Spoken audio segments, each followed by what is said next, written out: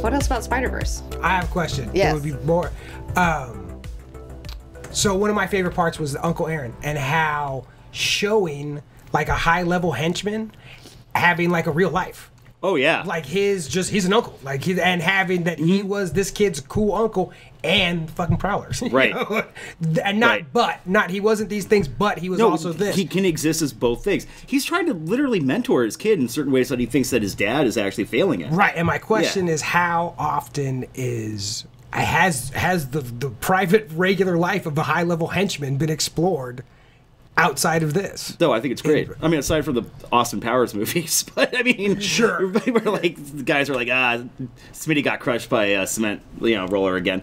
Right. But I mean, no, I think, well, because here's the thing, I don't think audiences are capable of accepting two contradictory concepts at the same time. Right, like, that's what I was saying. He's this just, and that, not this. Right, but like people also would that, like, no, he can't be the cool uncle. He's also like. Well, no, you need to introduce that concept to people. I kind of wanted more focus on that story. I want more Prowler. He looked like Spawn. I liked his little music. Which, by the way, that design every time they showed him. That design came out. That was for the movie, and that thing was badass. Yeah. Like we've seen Prowler costume designs before. That was never that cool. Yeah. So tell me more about the Prowler. I don't know much about his character. So I mean, Prowler, as far as Ultimate is concerned with Miles, is it. He is exactly what you think. He was in the comics. He was hired to steal one of the genetic spiders that was being tested on by Osborn in the comic books. Okay. And he had several different spiders being tested on. Okay. So Peter got bit by one that we only knew of. Okay. So that's why Miles had a different set of powers, because it was a different experiment with that one. Yes. But the Prowler basically serves as the with great power comes responsibility lesson. Yes. Because it's the uncle. It's the uncle dying. Right, the uncle dying. He's the Uncle Ben dying. Yes. So that's what the Prowler's for. In the 616, don't worry about it. Right. It really don't. What is going on in the 616? Like, I haven't seen that character in forever. Right. Which is why I'm sure like Bendis probably used him for the Ultimate Universe. Like, no one's touching this guy. I'll make him Miles' uncle. Yeah. Right. Okay. Yeah. I like that full-time Fader says Kraven is daddy. You like Kraven the Hunter, full-time Fader. I know, we need to get some Kraven the Hunter business. Like, I feel like... He's a dream daddy. Everyone knows that. I know, everyone knows that. Do you know Kraven the Hunter? No. Okay, Kraven the Hunter. He is a hunter. And he was like, Spider-Man that's an animal I want to catch. Like, he wants to fucking get that dude's head on his fucking wall. So, like, he's a fucking problem. And I saw some people speculating on the internet that it's been rumored that Hugh Jackman, or I don't know if it's officially announced, but Hugh Jackman has been cast as something in the MCU or something, and people were like, and he had this crazy mustache, and people were like, oh, he's Kraven the Hunter, and I was like, oh, dude, if he was Kraven the Hunter, that'd be so fucking cool. I mean, I don't even want to go any further with this. Like, if you're going to tell me that he's going to do any other Marvel, Sony / anything else, and it's not Wolverine, fuck him for Wolverine. I'm tired of it. I want to see him as Kraven the Hunter. I want to see him literally as anybody else. Because Logan went out. It's over. Yeah, you're good. Here's some Kraven the Hunter pics. He's like, wears a cool lion vest where he shot some lion in the face and like fucking. He wears a lion head. Yeah, wears a lion head as a fucking vest. And he's got like cheetah pants on and shit, and he's like fucking handlebar mustache. Big game hunter that considers Spider-Man the biggest game to hunt. Yeah, Dream Daddy. Yeah. Which, by the way, guys, please totally ship Kraven with your Dream Daddies online. Yeah, right. Please do that. Right? Are you guys playing that? Have you been playing that? I haven't played it. No, but I checked out the comic because I got a couple of previews for it. It was cute. It's really cute. Yeah. That guy could be a wrestler. Yeah, there's a. I know. Yeah, That's totally. What he should be. He's a Totally. If no one's stolen that shtick, Yeah. Do it. Yeah, Kraven the Hunter. That looks like his entrance. He has a vest on. You know, you want to take it off. Yeah, he's got the little cheetah pants. He's got some teeth on his belt.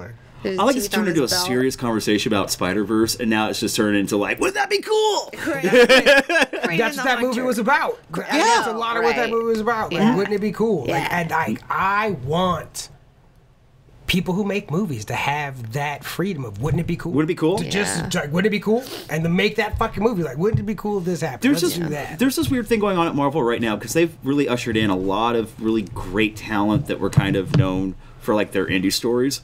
And a lot of these guys really are just like, so where's your inspiration coming from? Like, I just always wanted to see this character do this. Yeah. And Marvel's going, you know what? Yeah, that sounds like a great fucking story.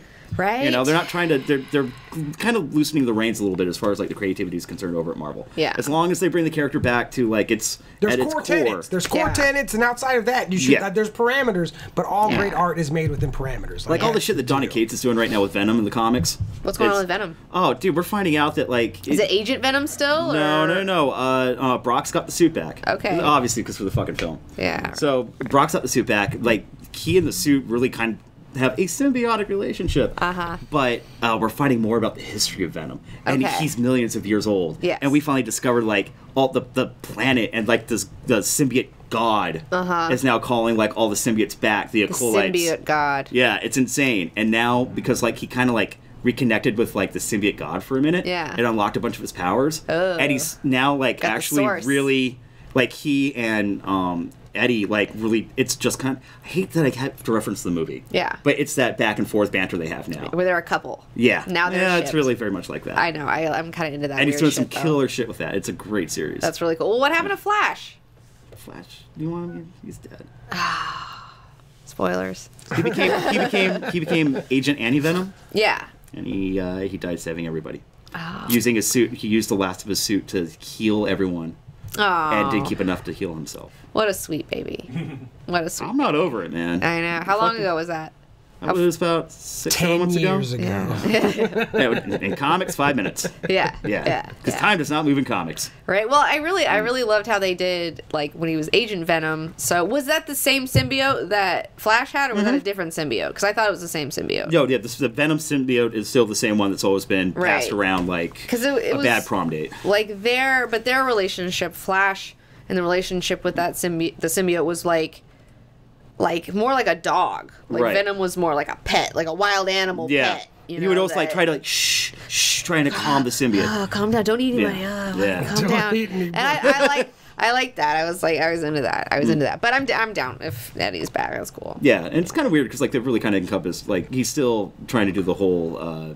He's trying to be a hero. Yeah. I mean, he really is trying to save New York from the symbiote demon, and we're finding out like the whole thing. So if there's symbiote god, then there's God. No, symbiote god. Oh, okay. I didn't know if there's symbiote Satan too. Well, I mean, he's kind of a giant wings, super scary. Right. Yeah. Yeah. And we're finding out this whole thing like the government, because like Agent Venom wasn't the first time they decided to utilize that idea that back in Vietnam, like they had kill squads that were actually using symbiotes. Yeah. Like. Yeah, because it's a deep. Let's talk about the movie because I don't want to go down that rabbit hole, man. Right. Yeah. This is what happens when we bring the comic book down.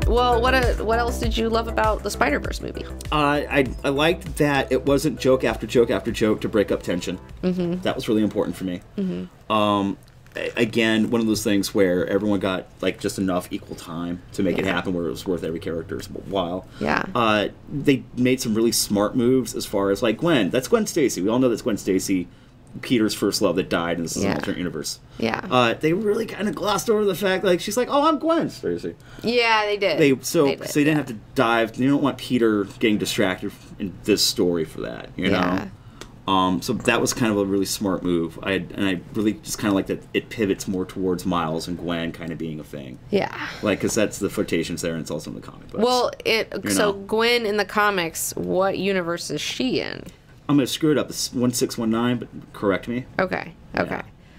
Because I was like, didn't they bring all the universes together recently? But they're because that was the thing. Is like she happened right when they were trying to clean up continuity, and then now they have this character that's just popping the fuck off. That they just like. I think the official stance now is like there isn't a main universe now. Like a few of them survived. Okay. Yeah. Okay. There's a few. Yeah. Because they did clean house for like a lot of that shit, and they that was the whole point of Secret Wars. But then you just talked about it. Like then you cut off all the possibilities of the stories you could tell. Right. The bread scene with Peter and MJ was heartbreaking. Says Spidey Sense 72. With the you deserve all the bread. Yeah, that was really funny. That was cute. Well that was cute. He was like, get it, but he was like, he thought he was gonna die, you know. So he was like, I had to say this to her, you know. I was just like, oh, I should have been there for you with the bread. When you needed the bread. You shouldn't have had to ask for it. Yeah. With the bread. Those conversations. I mean, like, for you, like, what stuck out is like, I can't believe they did that. Like, it just as You know what? The whole thing was like I loved everywhere they went. I like the idea of not getting to have those conversations that he wanted to get to have. Yeah. You know what I mean? Like, and I know at the end he fucking gets to go talk. He goes to talk to her, and of course he gets to go talk to her. But like being into like, holy shit, I'm gonna get to have like, talk to you. You know, like this was the first run. You can go do this right without the baggage of, because even if he gets to talk to her, there's still gonna be the baggage of what's gone on. This was when she was younger. This was like before he had fucking ground her, you know, before he had dulled her edge, you know, before he had like wore her down, where it's like, oh, I get to talk to you, and then he couldn't do it. Couldn't pull the trigger. That's super cool. I think that's, I mean, as far as like Spider-Man is concerned, like, because he's the most relatable character as far as I'm concerned. Yeah. That's something you're going to pull. You're like, people are going to relate to that. Yeah. Absolutely. I love the fact that it's in a Spider-Man film. Yeah. You know, that's a common thread. Right. Well, that was one thing I was talking to a friend the other day about, like, the archetypal, like, if you look at, like, the 4 heavy hitters, dude superheroes. You have, like, Superman, who is, like, an enlightened being who's above all of us that we'll never be. He's an alien. Right. Like, we can't be. We just can only aspire to be as awesome and be inspired by him. You have Batman, who's a psychopath. He's a fucking psycho. He's a rich guy that beats up poor people. Yeah, and then he's like, I don't want to be a rich guy. I just want to fucking hang out and dress up and beat up poor people. It's like, what the fuck is your problem? And then you have Wolverine, who he's like an emotional dude. He's a hard time with his emotions. You know, he's got to keep that shit in a wrap because he knows he's gonna fucking kill people and he doesn't want to do that. And then you have Peter Parker, who I feel like is the most relatable of all of these characters, who's just the guy who's like, I got my thing, but I just can't keep my life balanced, you know? And like I would argue that Spider-Man is the most iconic, popular superhero in the world. I would argue that. If not, he's giving Superman a run for his money. Right. It's him or Superman. That's it. I mean, and like you make these fucking films as much as they do, he's going to take over quick. Average dude or like son of God, you know? It's just like, you know, what do you prefer? You know, what's your poison? Hopefully as times start to progress on a little bit and we're kind of growing our ideas of what the self is like capable of. Yeah. I want people to really relate more with Peter than I do with Superman. Yeah. You don't have to be an alien. Yeah. Anybody who wears the mask. Yeah. Right. Yeah. Just be your best self. Right. That's my thing. Well, I can't tell you how many fucking times I think to myself, with great power comes great responsibility. Like, that shit is like, if nothing else, you know, like, fuck you. Like, that's real shit. It's real that shit. has helped me throughout my life. It is something I keep coming back to. And thank you, Spider-Man and Stan Lee and Steve Ditko. Absolutely. You know, like, thanks, Marvel. The shout-outs were there. It's the homages were there. It definitely sets the path for, like, growing the character and the mythos of the character. Yeah. And, you know, I always bring it back to this, like, I love that Miles is his own character, but he is wearing the Spider-Man costume because anyone can. Yeah. But, man, I've seen the movie twice now, and both times. To watch black kids, Hispanic kids, Asian kids, Indian kids. Little girls. And those theaters, little girls. Just, like, all kind of rushing in and being able to relate to this character. Yeah. And guys can call me fucking sad. I don't give a shit. You know I'm right. That hit me more than anything else. Yeah, it could be. I mean, it really is a bit. It could be, and you put whatever label. It could be fucking anybody. It could be fucking anybody. You're not doing. It could be anybody. It could be different white dudes. It doesn't have to be Peter Parker. Right. It could be different white dudes too. That's what I'm saying. Yeah, white dudes are like, what about me? Like, no, it could be you too. Chill the fuck out. That's the whole point. It's anyone, dude. Yeah. Anyone goes, dude. Chill out. Full-time fader. I like says Superman equals God, Peter Parker equals man, Batman equals devil. And I would say he didn't have this. Wolverine equals animal. Oh yeah. Yeah. Peter Parker's the man. Wolverine's the animal. But then it's like, and that goes into too. It's like that's Marvel. Like that's what they talk about is like man and your instincts and fighting all that stuff and being flawed and being a fucked up person. Whereas on DC side of things, the flavor is always more like a religious fucking mythology. It's always based on the Greek gods. It's always a mythology. So it's like, of course, it's like God and the devil over there, and then man and animal over here, which is a lot more in my opinion. That's all like Wolverine was explained. I think you explained this to me a couple years ago. It's like you understand that's like nature and man warring with each other at the same time. I'm like, Oh.